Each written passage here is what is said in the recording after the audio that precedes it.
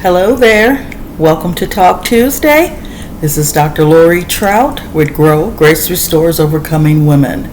Well, I'm sitting here in my kitchen looking out at the tulips blooming, and it's probably 83 degrees or something, but I almost said Kansas, Missouri weather changes in a heartbeat. So we just enjoyed each moment at a time and not take for granted anything. We've had a wonderful week. Christy and I was at a symposium yesterday called Courage to Change Symposium, and it was hosted by Reaching Out from Within Walls. I tell you, there were a lot of groups there, nonprofits, Department of Corrections from Missouri. I tell you, they were there. They were all across the back of the room and over to the side of the room. Kansas DOC was there. There were online correctional facilities and different entities, Department of Justice, and it was really something. Last year I attended that as well, and I was one of the panelist guests, and I got to speak on housing for women. So this year their focus was mostly on alumni and on education in the criminal justice system. There were some terms I learned, and there was one I wish I had wrote down. I forgot what it's called. The guy said, the facilitator said that's what you use in grants. That's the word for grants, right? Using in grants. Instead of saying recidivism, you use this word. It started with a D, and I didn't write it down. So it was a lot of valuable information, but it was nothing different than what we talked about last year, in a sense. The barriers and the things that the want to say offenders, the individuals face when they come out of incarceration. Let me look at my note and see what that word was. They call them justice involved citizens. Yeah, justice involved citizens. So, they talked about this, and we talked about it last year, that you want to be careful, and everybody's trying to be mindful and not say ex-felons or criminal or, just came out of prison. So they have all these terms they want to use now. But we talked about some of the same stuff in a sense, again, but we talked about housing. And as I said, the educational part, I learned something. I did not know they had all of these educational tools in, college, offering individuals in the system college credits and how to get degrees in various things to help them when they exit the system or the judicial system or justice system. Donnelly College was there. They're talking about all the classes they offer for individuals. We had a judge that was on one of the panels, and he talked about, how one of the guys that was incarcerated now is his barber, and he said, "Don't my hair look good?" And it really did. It was a nice haircut. And so and then the alumni team.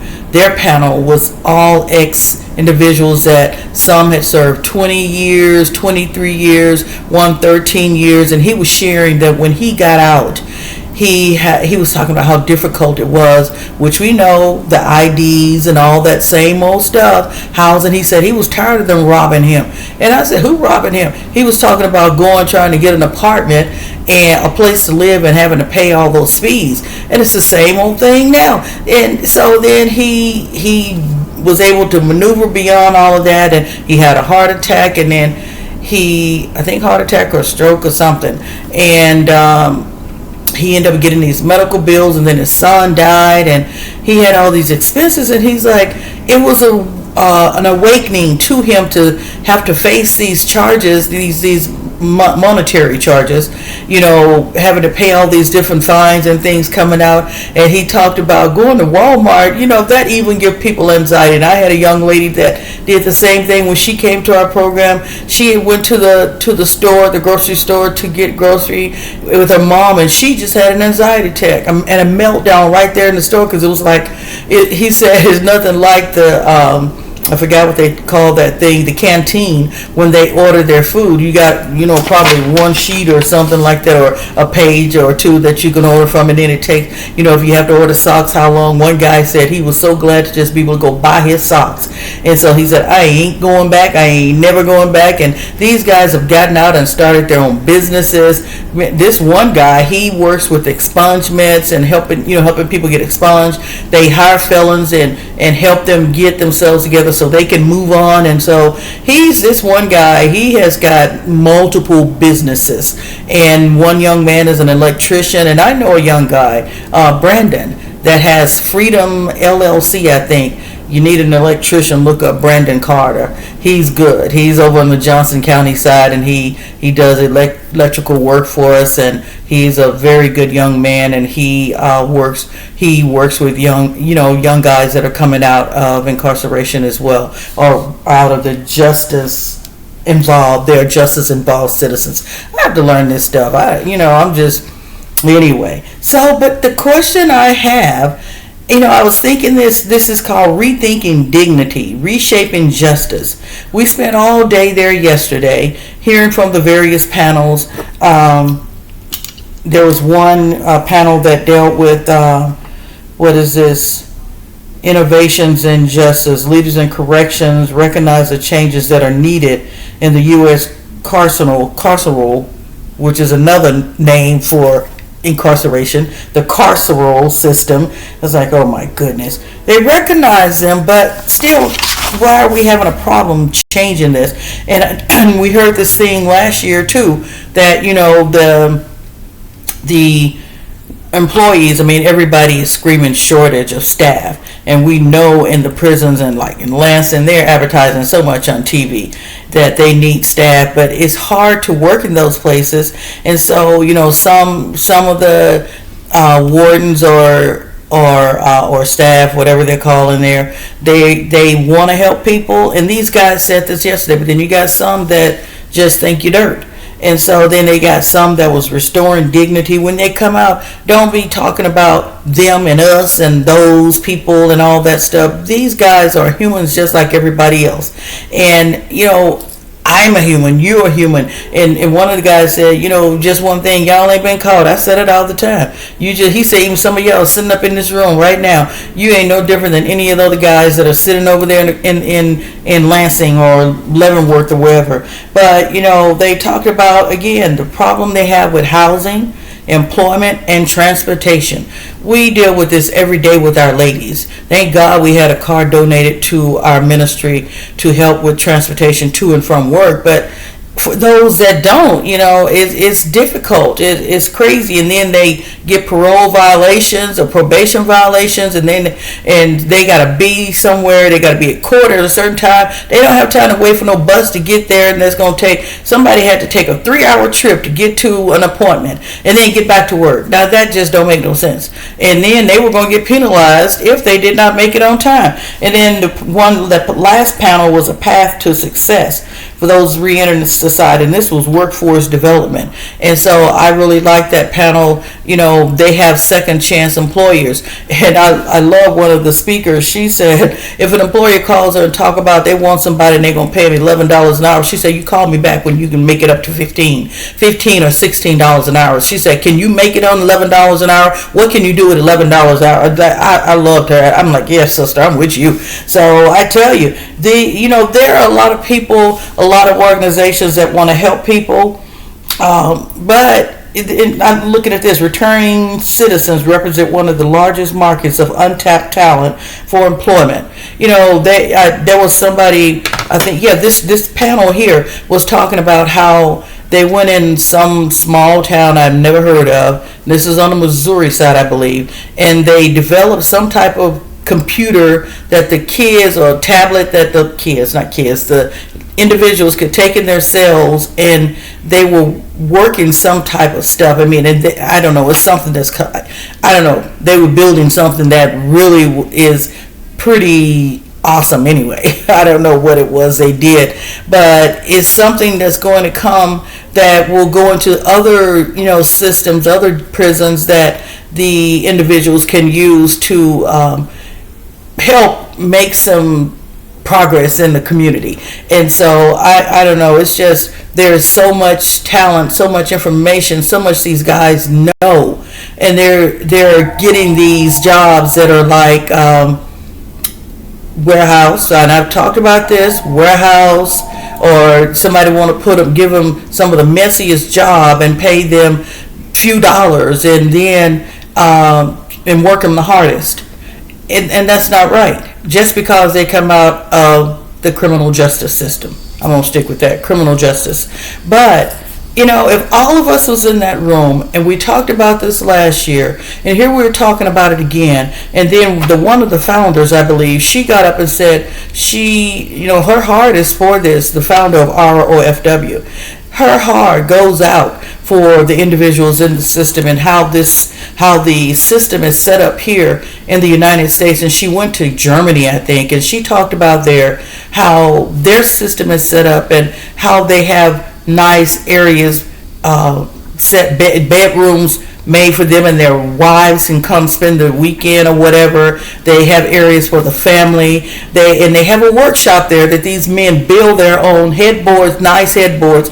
And I was listening to, they was talking about in Lansing how in some areas in this new facility or something, they've got carpet on the floor. And that's we take that for granted. We take that like, oh, I got carpet, because I'd be like, oh God, I'm tired of carpet. I hate carpet. It gets so dirty in there. But some people don't have that luxury. And so, but in the new jail prison, I think they have carpeting and nice seats, and that's a luxury, and that's a step up rather than the old hard furniture and different things. And so they're trying to bring them more up to par. But it's got to be a way to work it out that our system becomes more, we have less people in there for one thing, but I know there's going to be crime all around. But if we were all in that one room, we all are thinking the same thing about how can we make it better for individuals when they come out of the system. Why haven't we moved further ahead than last year? We're talking about the same old thing. I mean, don't get me wrong, this was really an awesome conference. And we're all thinking, what can we do to do better? And one of the guys on the alumni said that he made the comment that if you're an organization, don't try to say, I'm not telling you anything about what I do, because I don't want you to steal my money or you to be getting my business or something like that. It shouldn't be that way. We should not have the crawdad effect. We should be linking arms together, working together, trying to figure out a way to make this thing work for everybody. I don't have the answers. I don't have the answers. And everything they talked about, struggling with the employment, struggling with housing, our ladies, and they were saying in there, just talk to the people. One of the guys said that they went in their ROFW circle. Sometimes the guys or girls don't want to say anything because they feel, I don't talk on that same level like them. We don't talk the same language. I get that. I understand that. So maybe that person that wants to talk in the circle, maybe he can talk to one of his friends, and then that friend will go back and maybe get in the mix of it or something. So it's just, how do we get on the same page? How do we communicate together? How do we work this thing out? It's just, I don't understand. I don't know. I don't have the answers. We're talking, we see the same old thing that's happening, and there has to be a way to make this much efficient operation. I know crime's gonna be here. One thing they said too was very important. They said, don't look at the big picture of everything. We may not think things are getting accomplished, but even just the one success, even in the individual ministries or divisions or departments of corrections that was there, don't look at the big picture like nothing is getting accomplished. Look at just the one step, because crime's gonna be here, is gonna be out there. And they said, if this is funny, they said if listen to that wind. They said, if everything's messed up on the outside, how you expect it to be fixed all in the inside, behind the four walls? Because everything's just messed up. Society, government, it's it's, we can rely on one thing, one person that ain't messing up, and that's Jesus Christ, our Lord and Savior, up above. Everything's all right there. He's going to be the same today, yesterday, today, and forevermore. He doesn't change. But this society, so much, it's just, I feel for my grandbabies, pray for them every day. I feel for my great-grands. What is it going to be like when God called our generation? Because right now, my mom is here, and then there's few left in her generation. Then it's us in my age range. And then after us is our children. And these children today, I don't know about where their heads at. They think they're entitled. They think everybody owes them something. They don't want to work. They don't want to listen to rules or authority. It's all messed up. I don't know where things went wrong at. But back to this, again, this was a great symposium. Rethinking Dignity. Even though being in the system, being incarcerated, everyone that has been involved still deserve dignity. Now, grant you, like the guy said, some on the alumni said, some of them do need to be in there and locked up and thrown away, the key thrown away.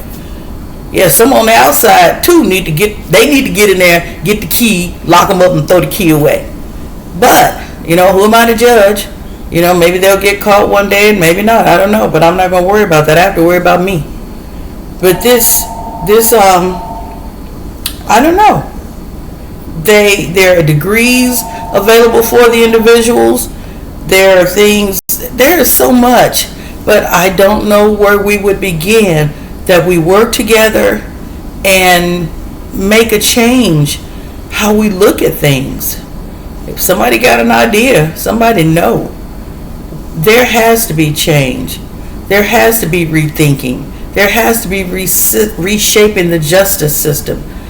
Those that are in the justice system, that, the lawyers and the judges and all that, the penal system or whoever, they ain't got the answers. They don't have a clue. But they just sit behind the desk and say, you guilty, okay, 15 years. You guilty, 10 years. And then it's like that person becomes a number. That person becomes a number, and they're like, you demoralize or dehumanize people. You're just a number. But these guys and girls have brains. They are smart. They want a life after the fact. It is very difficult. One of the girls in the program went to apply for food stamps. She just got out, transitioned here, and she is done. That was 10 plus years ago, and they turned her down because of her past charges over 10 years ago. Come on, for her food stamps. So we're going to make sure she has food, and we're going to take care of her. I'm not going to worry about that, but when and how long? Then this was exactly what one of the guys said yesterday. They say that they think that when you go to jail, go to prison, and you get out, your new life begin. No. You just continuing that life sentence from that prison. You just on the outside. You are still continuing that sentencing. And that should not be. If you've gone and served your time and done what you're supposed to do while you're in there, and you get all the education and they teach and give resources in there, they should be able to come out and use that. But getting still, some people won't allow them because you're a felon. You got charges. I don't care about that box on there that they said they gonna take off the applications. They still have ways around to go and check in your background and see what you done. I don't care how far back or whatever. They still, employers, housing, they still go back and check. And it makes it difficult. And so many they have said and heard people say, I'd rather just go back in the prison. And I think the judge said it costs $30,000 to sentence one person, to send them to prison.